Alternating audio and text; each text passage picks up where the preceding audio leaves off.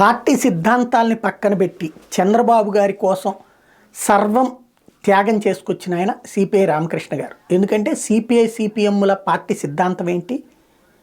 పేద బడుగు బలహీన వర్గాల అభ్యున్నతి కోసం పోరాటం, పేదవాడికి పెన్షన్ల కోసం పోరాడేవాళ్ళు, పేదవాళ్ళకి సంబంధించినటువంటి ఇళ్ల కోసం పోరాడేవాళ్ళు, పేదవాళ్ళ కోసం ఇళ్ల స్థలాల కోసం పోరాడేవాళ్ళు, పేదవాళ్ళకి సంబంధించినటువంటి ఆ పథకం ఇవ్వండి ఈ పథకం ఇవ్వండి అని పోరాడేవాళ్ళు. ఈ 5 ఏళ్లలో అట్లాంటి పోరాటం ఏమైనా చేయడానికి అవకాశం ఉందా? నథింగ్. ఎందుకని? సిపిఐ సిపిఎంలు దేనికోసం దశాబ్దాలు పోరాడేవో అవి ఇప్పుడు ఇచ్చిపడేస్తున్నాడు జగన్మోహన్ రెడ్డి. పెన్షన్ ఇంటికే వస్తుంది పార్టీలకు అతీతంగా. అట్లాగే ఇందులో వంక పెట్టడానికి కూడా ఏం లేదు, లేకపోతే వీళ్ళకి ఇస్తున్నారు వీళ్ళకి ఇవ్వట్లేదని గొడవ చేయడానికి వీల్లేదు. డబ్బులు మహిళల అకౌంట్లో పడతానే, పేదల మహిళల అకౌంట్లో. కాబట్టి ఇంక అసలు సిపిఐ వాళ్ళు చాలా హ్యాపీగా కూర్చోవచ్చు, లేదా వాటిట్లో ఏమైనా లోపాలు ఉంటే సరి చేయొచ్చు. కానీ అట్లాంటి పోరాటాలు కూడా ఎందుకు జరగలేదంటే సీరియస్గా వాళ్ళకి ఎఫర్ట్ జరిగింది కాబట్టి. ఇకపోతే ఇంకే ఎవరి కోసం పోరాడాలి కమ్యూనిస్టులు? జగన్కి వ్యతిరేకంగా పోరాడారు.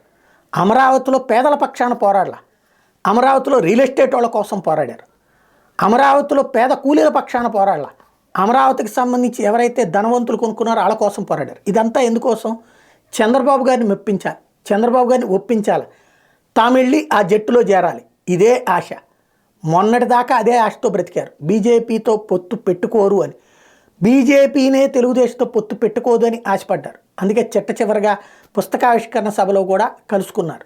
తీరా చూస్తే ఇంత త్యాగం చేసినా ఇప్పుడు బీజేపీతో పొత్తుకి తెలుగుదేశం పార్టీ సిద్ధమైపోయింది. ఇప్పుడు ఇంత తన పార్టీ సిద్ధాంతాలనే త్యాగం చేసి తన కొడుకుకి సీటు కోసం, లేకపోతే తనకు 1-2 సీట్లన్నా వస్తాయని త్యాగం చేసినటువంటి రామకృష్ణ గారి త్యాగం నిష్ఫలమైంది.